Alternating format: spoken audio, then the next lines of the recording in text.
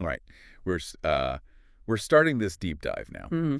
And it's important to say we're not under some comfortable broadcast lights, not in a studio. No, this is something else entirely. The Usılgar Order. Well, our work begins in the quiet, in the necessary quiet. Yeah, exactly. When the world sort of decides to ignore us, that's when we start. Tonight we're looking at dispatch number, Order 01. And we need to be clear right from the top. Yeah. This is not entertainment. It's definitely not a sales pitch. Well, it's an analysis, a mission, really, Yeah. to break a certain kind of silence that leaves so many people feeling isolated, exposed. This document, it defines our current reality. So our mission tonight is just to read it, to understand it clearly and honestly, to provide a sort of shelter for your mind. A shelter from the noise, because the Right. document gets right to the heart of it. It confronts this emotional and psychological reality of being trapped. Trapped in what it calls the dopamine prison. A terrifyingly accurate phrase, this whole deep dive. It's about understanding the bars of that cage. So let's start where the document does, with this feeling, this condition of just being tired. Pervasive tiredness. Yeah, it speaks to anyone who is, and I'm quoting here, tired of the noise, tired of the fake smiles on social media, tired of feeling weak. And that word weak is so important. We have to unpack that. It's not physical. Right. It's not like you've been, I don't know, digging ditches all day. Not at all. It's an existential weakness. It's a profound exhaustion that comes from constant low-level cognitive friction, from this deep inauthenticity. Tired of performing. That's it, exactly. The Yeah. endless performance, the curating of your life for others. The document singles out this feeling of weakness because it's the primary vulnerability. It's the crack that the system exploits. How so? Well, think about it. If you're physically exhausted from hard work, you know why. You rest, you recover. It's a clean transaction. Right. But this modern fatigue, it's different. It's like a residue. It's what's left over after constant stimulation without any real genuine engagement. And when you feel that kind of weak, that emotional and intellectual exhaustion. Your guard is down. Right. Your psychological immune system is compromised. You just become receptive. Receptive to the easiest path, the cheapest solution. The path of least resistance. Absolutely. The system doesn't need to force you into a cage when it can just make you too tired to even imagine a world outside of it. You just accept the cheap relief it offers. And the dispatch gives a name to the behavior you see when someone's in that state. Yes, they call it looping. And the definition is, well, it's brutally simple. Wake up, scroll, eat, scroll, work, scroll, sleep. It's more than just a bad habit, it's a kind of functional stagnation. Yeah. The dispatch forces you to see the line between really living and just looping. So what's the difference? What's the core distinction? Progress. That's it. Living involves meaningful struggle. It involves novelty, risk, some kind of forward momentum toward a goal you've set for yourself. Whereas a loop. A loop is predictable. It's a cycle that doesn't go anywhere. Every action, the scroll, the notification, the snack, it gives you this tiny, immediate, fleeting reward. A little hit. A little hit, exactly. But it never adds up. It never accumulates into anything significant, any long-term achievement. It's just motion without momentum. You feel like you're doing something because you're scrolling, you're consuming. You're just on a hamster wheel. And the inputs are predictable, right? The algorithm is designed to feed you things it knows you'll consume, so the outputs are also predictable. You staying put. The truly dangerous part, I think, is how invisible this can be.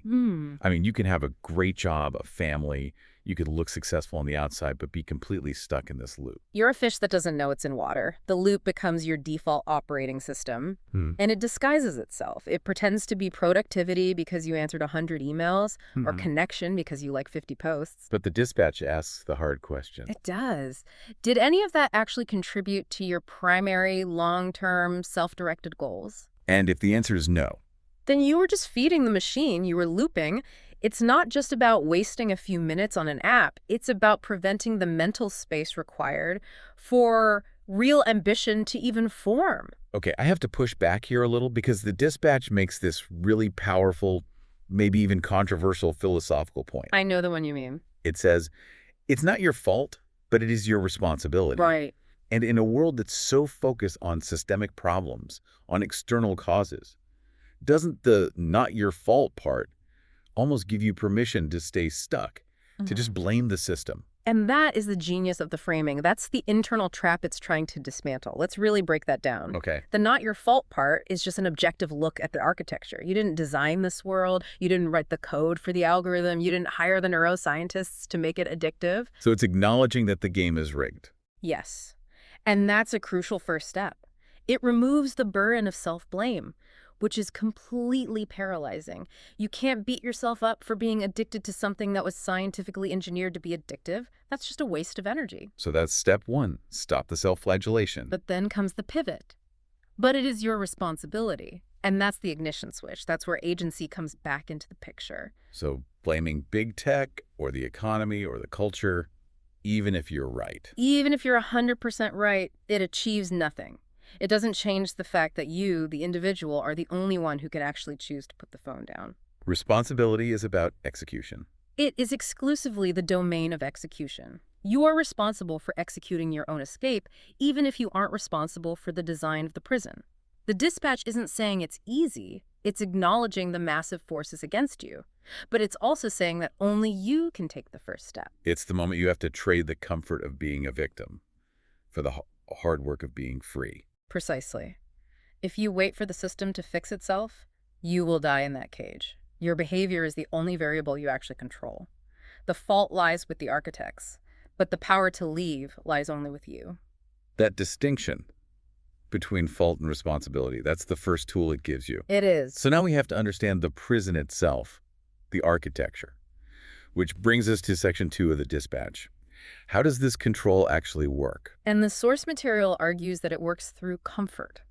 Not through pain or force, but through pleasure. It immediately brings up Aldous Huxley, Brave New World. Yes. Huxley's great fear wasn't that we'd be controlled by what we hate, but by what we love. That we would come to adore the very technologies that undo our capacity to think. When you think about oppression, traditionally you think of, secret police, censorship, starvation. The boot on the neck, like you said. You knew you were oppressed because you could feel it. It hurt. Right. And that kind of oppression, it generates resistance. It's messy. It's expensive to maintain. Incredibly expensive. You need prisons, armies, propaganda. But this modern method, it's a total paradigm shift. It's control through radical, personalized comfort. Numb, distraction. On-demand gratification. If you can keep a person just docile enough, just stimulated enough, just preoccupied enough with their own little world of consumption, they become completely uninterested in the hard, complex work of being free. it's just a far more efficient model. Pain creates resistance. It motivates you to fight back. But pleasure Pleasure creates dependence. and passivity, it's a self-policing system. Mhm. The thing that oppresses you, the screen, the algorithm, is also the thing that gives you your little hit of pleasure. So you actively reinforce your own prison walls every time you seek relief. The prisoner doesn't want to escape. They just want a better Wi-Fi signal. That's a perfect way to put it. And the system is so smart. The moment you start to feel that discomfort, that friction, that little voice that says, I'm meant for more than this. The algorithm immediately serves you up a distraction, perfectly tailored to soothe it. Exactly. You start searching for self-improvement. It won't give you the hard path. It'll give you an endless stream of 5-minute motivational clips about self-improvement. So you get the psychological reward of thinking about changing without having to do the hard work of changing. You get the dopamine hit of solving the problem without ever lifting a finger. It's intellectual comfort. And it's delivered by an incredibly sophisticated, targeted attack. This is where the dispatch says something that should really stop you in your tracks. Mhm. Yeah. Big tech has hired the smartest people on Earth to hack your biology. We have to let that phrase sink in, because it's not a metaphor and it's not a conspiracy theory. It's just an operational fact. It reframes your relationship with your phone completely. Completely. We like to think of these things as neutral tools, like a hammer. But this isn't a hammer. This is an adaptive, intelligent opponent. These aren't just software engineers. No, they are behavioral scientists, cognitive psychologists, neurobiologists. Their entire job is to optimize your engagement loop, to keep you hooked. So when it says hack your biology, what does that actually mean in practice? It means that they have studied the vulnerabilities in the human brain. Our need for social validation, our attraction to novelty, our response to intermittent rewards, and they've built an interface designed specifically to exploit them. And the opponent, the algorithm serving you content. It knows you. It knows you better than you know yourself. It has data from millions of other users and from every second you've ever spent on its platform. It knows when you're tired, when you're bored, when you're lonely. It knows your emotional triggers. So you, one person, are up against this personalized superintelligent system. An infinitely patient system designed to bypass your rational long-term goals in favor of its short-term goal, keeping your eyeballs on the screen. And the currency it uses, the coin of this realm, is what the dispatch calls cheap dopamine. Right, we hear that word dopamine all the time, but the key word there is cheap. Let's drill down on that. What's the difference between the dopamine you get from, say, finishing a marathon and the dopamine from a notification? Okay, so dopamine, fundamentally, is the neurotransmitter of seeking, of anticipation. It's what drives you to do the thing that will get you a reward. It's the motivation. The wanting. The wanting, exactly, not the having. So when you get a notification, it triggers that same seeking mechanism, but it delivers the reward for almost zero effort. A flick of the thumb. That's the cheap part. Instant. Effortless. Yeah. But there's another layer to the hack, isn't there? It's not just the reward, it's the timing. This is the really insidious part. It's what's called a variable ratio reinforcement schedule. The slot machine effect. Precisely. If you knew you'd get a notification every 5 minutes, you'd only check every 5 minutes. But because it's variable, because it's unpredictable, You're always checking. your brain is in a constant state of anticipation, of alert. That uncertainty is actually far more addictive than a guaranteed reward. It creates this perpetual cognitive hunger. And the hit itself is unfulfilling. It triggers the seeking circuit, but it doesn't engage the parts of your brain associated with real, lasting satisfaction things that come from serotonin, endorphins. The things you get from building something real, or a deep conversation. Right. So the cheap dopamine loop just keeps you hungry. Yeah. You consume and consume and consume, but you're never actually full. The inner tank is always empty. So we're not just wasting time, we're actively rewiring our brains to prefer the easy, empty loop over the hard, meaningful path. Which is why the dispatch is so clear about this. It's not a habit. It's a conflict. You are fighting a war against supercomputers designed to keep you docile. That language is so strong. A war. It has to be. If you treat this like it's just a minor bad habit you can fix with a little willpower, you will lose. You are one tired, distracted human being up against the processing power of a data center and the collective genius of thousands of behavioral scientists. It's a completely unequal fight. And the system learns. The moment you try to resist, the moment you delete an app, it changes its tactics. It sends you the perfect, most compelling notification to pull you back in.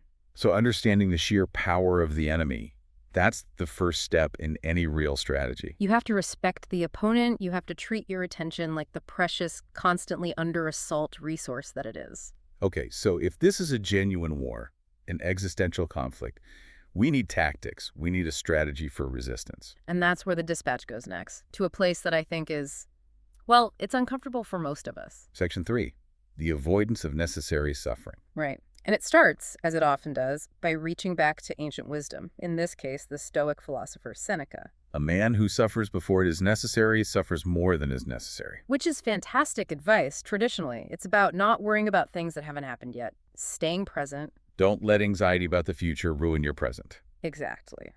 But the dispatch uses this quote to set up a really profound counterpoint for our specific time. It says, but today, we don't suffer enough. Yeah, and that's a hard pill to swallow. I mean, people feel like they're suffering all the time. Stress, anxiety, financial pressure. How can it possibly claim we don't suffer enough? Because there's a difference. We suffer from a ton of unnecessary suffering. The suffering of comparison, of manufactured outrage, of anxiety. But the dispatch is talking about necessary suffering. Okay, define that. What's necessary suffering? It's the voluntary discomfort required for growth. It's the friction that makes you stronger. It's the suffering that leads to strength, not the kind that leads to weakness. Give me some concrete examples. Sure. It's the grinding boredom of practicing a skill for hours instead of getting a quick win. It's the intellectual strain of doing deep, focused work for 2 hours without checking your phone. It's the emotional risk of having a difficult, honest conversation with someone you love. Yes. Or the physical discipline of pushing your body past its comfort zone in the gym. All of these things are small, chosen, necessary sufferings. And the prison is designed to help us avoid every single one of them. At all costs. But the dispatch argues that when you avoid these small necessary pains, you don't actually eliminate suffering, you just trade it. You trade it for a much bigger, slower, more structural kind of suffering. The suffering of unfulfillment, the slow burn agony of knowing you're not living up to your potential, the quiet desperation of a life lived on autopilot. And that suffering is so much more damaging because it's just tolerable enough. It's not a crisis. It's just a slow erosion of your soul. Right. And to avoid that necessary internal friction, we use our numbing agents. The dispatch is explicit. Video games and infinite scrolling. And it insists we stop seeing them as just hobbies. They're not hobbies. In this context, they are tools of avoidance. Their primary function is to avoid the silence. They're the modern soma from Brave New World, the drug that just makes the bad feelings go away. They fill every empty space where a difficult thought might have occurred. They are designed to prevent the mind from ever having to sit still and grapple with the big questions. And if you take them away, the silence rushes in. And that, according to the document, is terrifying. The terror isn't the absence of sound, it's the presence of yourself. It forces a confrontation. A confrontation with what? What's the truth in the silence that we're also desperate to avoid hearing? The dispatch gives the answer. And it's the absolute anchor of the whole Usılgar philosophy. The truth is that we are meant for more than this. That's it. That's the terrifying realization, the latent potential.